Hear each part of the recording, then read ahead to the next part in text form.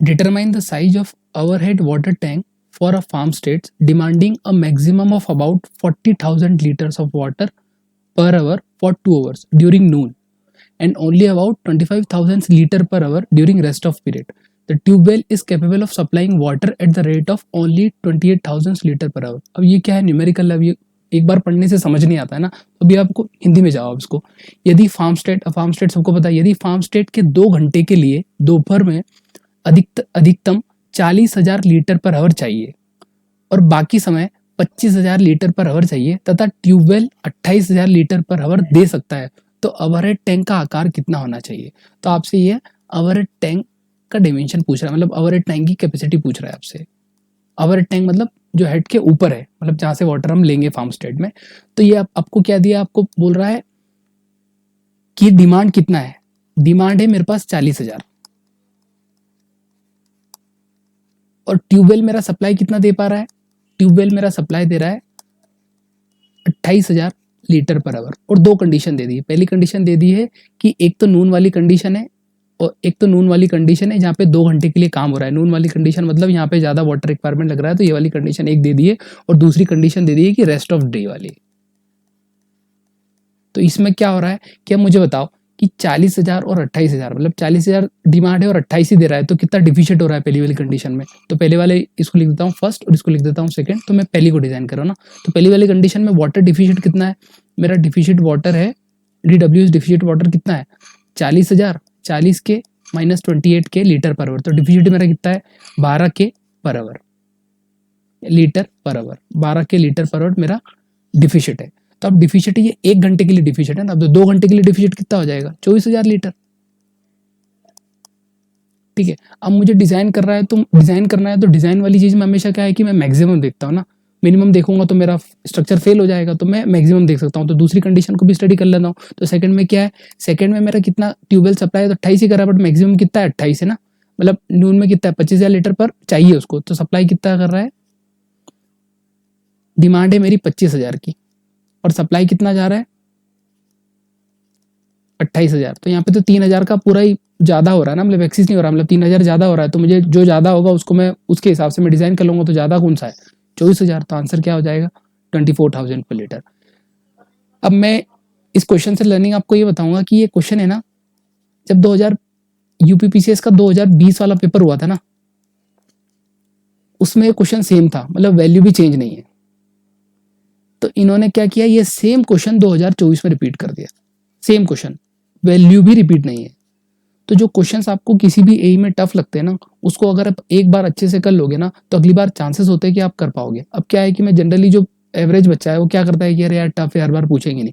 But क्या है कि अगर आप एक बार इसको कर लेते हैं तो अगली बार क्या है कि आपको सिर्फ आंसर लगाना पड़ता है ना, ये आपके 10 मिनट बचा लेता है। और एवरेज माइंड क्या सोचता है कि अरे यार कौन ही करेगा इसको, बट बाद में क्या है कि आपको बेनिफिट कर सकता है। तो आप लर्निंग ये देखो कि अगर कोई क्वेश्चन टफ है ना, तो उसको मैं अच्छे से समझ लूँ, भले मुझे वो आधा घंटा लग रहा है, ताकि मुझे क्या है कि अगले पेपर जब इसका होगा तो उसमें मुझे एडवांटेज मिले। The minimum size of septic tank should be how much cubic metre. अब ये पूरा फैक्चुअल क्वेश्चन है, आपको पता है तो पता है, बायोगैस का आपने डिजाइन किया होगा, जिसमें बायोगैस का आपने प्लांट पढ़े होंगे, तो अगर आपने वो ढंग से पढ़ा होगा तो हो जाएगा। और ये एई का क्या बोलते हैं, हर एक एई में आपको मिल जाएगा। तो अगर आपने ढंग से किया होगा तो कर लोगे, तो इसका आंसर क्या होगा 2.1। और अब इसमें एक क्वेश्चन फेवरेट ही होता है कि 2.8 कब होता है, और 2.1 में आपसे ये पूछ लेता है कि 2.1 क्यूबिक मीटर कब कब होता है, कितने साइज के लिए होता है। तो 3 एडल्ट्स 2 मेंबर। और 2.8 कब होता है ये आपको देखना है। और अगर मैं 1% बढ़ाऊंगा तो कितना वॉल्यूम इंक्रीज होगा, वो भी क्वेश्चन पूछता है। तो आपसे इसमें आपको क्या याद करना है, आप अभी ये 2.1 देख लिया, फिर आप नंबर देख लेना, 2.8 वाली कंडीशन देख लेना, और कितने परसेंट वॉल्यूम से इंक्रीज होता है जब हम 1% को इंक्लूड करते हैं। What is the length of contour bund per hectare of area of land having horizontal interval of this. अब डायरेक्ट आपसे क्वेश्चन पूछ लिया कि लेंथ ऑफ कंटूर बंड कितना होगा, लेंथ ऑफ कंटूर बंड। अगर कंटूर बंड का हॉरिजॉन्टल इंटरवल आपको कितना दिया है 20 मीटर, तो लेंथ ऑफ कंटूर बंड का direct formula length of contour bund equals to 10 to the power 4 upon horizontal interval. तब इसको सॉल्व करेंगे तो कितना आएगा 20, तो 500 आ जाएगा। आंसर आ गया 500। अब ये पूरा फॉर्मूला भेज दिया। अगर आपने सॉइल एंड वाटर कंजर्वेशन में vertical interval, horizontal interval, length of contour bund design किए होंगे तो आप कर सकते हैं, वरना आपसे नहीं होगा ये। हो सकता है बट ज़्यादा टाइम लगेगा, समझना पड़ेगा कि एरिया कितना है, फिर एरिया में लेंथ क्या है, विड्थ क्या है, ये समझने के लिए टाइम लगेगा। The line in which a plane passing through a point and a north and a south poles intersect with the surface of earth is called। अभी हमने डिक्लिनेशन वाला कंसेप्ट पढ़ा था कि ऐसी लाइन को क्या बोलते हैं कि जो ज्योग्राफिकल ट्रू और नॉर्थ सोल्स पे पास होती है, वो लाइन को क्या बोलते हैं, वो ट्रू मेरिडियन बोलते हैं। तो ये ट्रू मेरिडियन है। ऊपर सेम क्वेश्चन था डिक्लिनेशन का, ट्रू मेरिडियन और मैग्नेटिक मेरिडियन। अगर आपको थोड़ा सा भी उसको आपने ढंग से पढ़ा होगा तो ये क्वेश्चन आप कर लोगे, मतलब लिंकेज कितना है क्वेश्चन में। तो इसको क्या बोलेंगे, ट्रू मेरिडियन। और मैग्नेटिक मेरिडियन क्या होता है, जो मैग्नेटिक नॉर्थ और साउथ के बीच में जो लाइन पास होती है उसको मैग्नेटिक मेरिडियन बोलते हैं, और इनके बीच का जो एंगल होता है उसको डिक्लिनेशन बोलते हैं। तो अब इसमें क्या पूछ रहा है आपसे, इसमें डीप नहीं जा रहा है वो, इससे आपने क्या पूछ रहा है, आपसे सरफेस अंडरस्टैंडिंग पूछ रहा है कंसेप्ट की, कि कंसेप्ट की सरफेस अंडरस्टैंडिंग क्या है।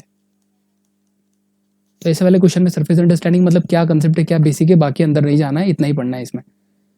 RepRap is mainly use for, अब वो रिप्रैप को आपको क्या कर रहा है कि आपको आसान बना रहा है, कि मान लो किसी को रिप्रैप नहीं पता तो आपको वो चीजें और आसान बना रहा है, रिप्रैप का मतलब समझा के, है ना। क्वेश्चन आप देखना, रिप्रैप माने अ लेयर ऑफ स्टोन और अ ब्रिक और अ रॉक फ्रेगमेंट। तो किसके लिए हम यूज करते हैं, तो जनरली हम जब हम अर्दन डैम बनाते हैं तो अर्दन डैम में क्या करते हैं कि हम जो ऊपर वाला स्ट्रक्चर है वहाँ पे उसको इरोजन या ओवर टॉपिंग के बचाने के लिए, इरोजन वाली चीज़ों से बचाने के लिए, या स्लोइंग नहीं हो ऊपर वाला सरफेस, उसको बचाने के लिए हम यहाँ पे बहुत सारे स्टोन्स, ब्रिक्स और रिक फ्रेगमेंट लगा देते हैं ताकि ओवर टॉपिंग ना हो, या फिर हम इरोजन रोक पाए ऊपर वाली चीज़ को। तो क्या लिखा है, controlling erosion by water, increasing water speed, decoration of wall.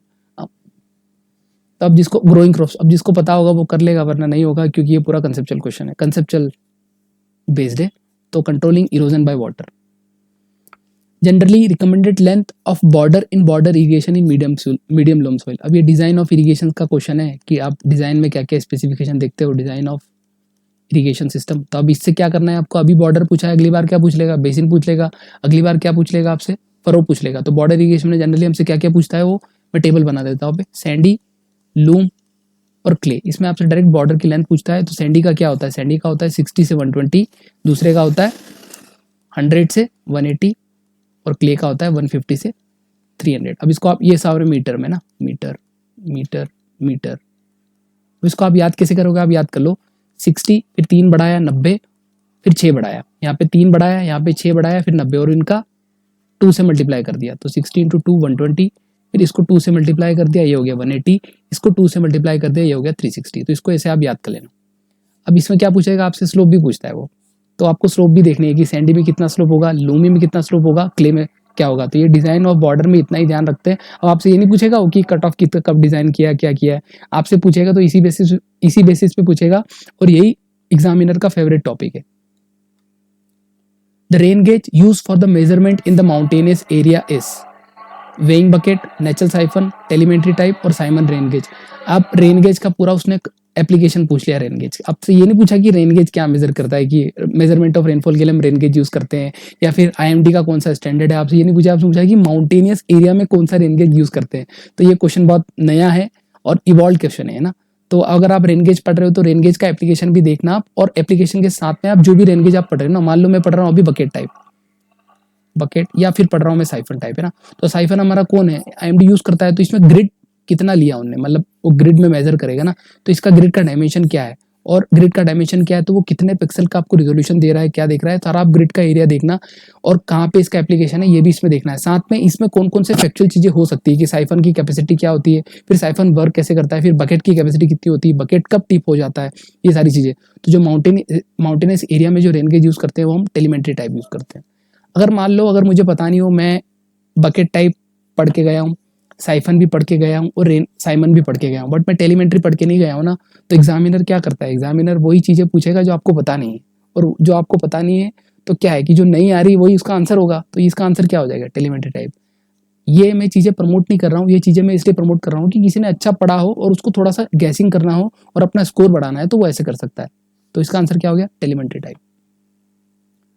The doors, अब वापिस से फार्म स्टेट का क्वेश्चन पूछ लिया हमने। The doors and a central alley of farm machineries shed should be set up 6 metre wide. मतलब वो जो डोर्स और सेंट्रल एली में फार्म स्टेट में सेट करते हैं तो वो 6 मिलीमीटर वाइड होता है। तो जो हाइट होती है वो कितनी होगी, हाइट आपसे पूछ लिया।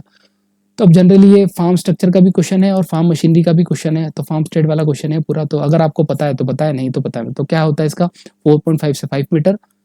और दूसरा, अगर अब अभी आप ऐसा सोच रहे हैं कि इस क्वेश्चन से क्या ही फर्क पड़ेगा, कि मान लो मुझे अगर विड्थ नहीं पता है तो इस क्वेश्चन से क्या ही फर्क पड़ेगा, बट जिसने जो याद किया होगा वो क्वेश्चन आपसे +4 लेके जाएगा या +2 लेके जाएगा, जो भी एग्जामिनेशन का जो पैटर्न होगा। तो आपको याद करना है ना, ऐसे क्वेश्चन को आपको एक फ्रेम में याद कर लेना है और रख लेना है, ताकि मैं एग्जाम टाइम पे सीधे इसको एक ग्लैंस कर लूँ। अगर आपको 4.5 भी पता है तो याद थोड़ी करना है, ऑप्शन में आपको दिख जाएगा, डायरेक्ट आप मार देना और +4 लेके आप जाओगे। तो ये चीज, इससे क्या सीख है कि जो भी नए क्वेश्चन आ रहे हैं मैं उनको याद कर लूँ, मतलब उसको मैं, अगर वो फैक्चुअल है तो याद ही करना पड़ेगा, समझना तो पड़ेगा, तो उसको मैं याद कर लूँ और रख लूँ एक जगह, और एग्जाम के 15-20 दिन पहले रिवाइज कर लूँ।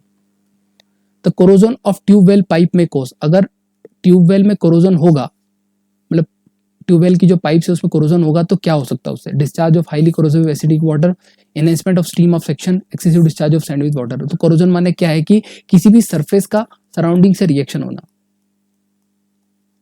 सराउंडिंग से रिएक्शन होना। तो सराउंडिंग से रिएक्शन हो क्या होगा, तो जितने भी जो सब्सटेंस है ये क्या होंगे, कोरोड होंगे, मतलब क्या होंगे, लूज होंगे, लूज होने के बाद ये डैमेज होंगे। तो क्या है कि ट्यूबवेल अगर डैमेज होगा तो क्या होगा कि इसमें होल्स बनेंगे, तो होल्स बनेंगे तो आसपास क्या है कि सबस्टेंस, सबस्टेंस भी क्या है कि सॉइल पार्टिकल होता है, सैंड सिल्ट क्ले होता है, तो ये सैंड सिल्ट क्ले इस होल से पास हो जाएंगे। तो जैसे ही पास होंगे तो क्या होगा कि वाटर यहाँ पे सैंड आ जा रहा है, तो सैंड यहाँ पे आ जा रहा है तो क्या होगा, जब हम डिस्चार्ज करेंगे तो सैंड इसके साथ आएगा। तो कोरोजन ऑफ ट्यूबवेल पाइप में cause excessive discharge of sand with water.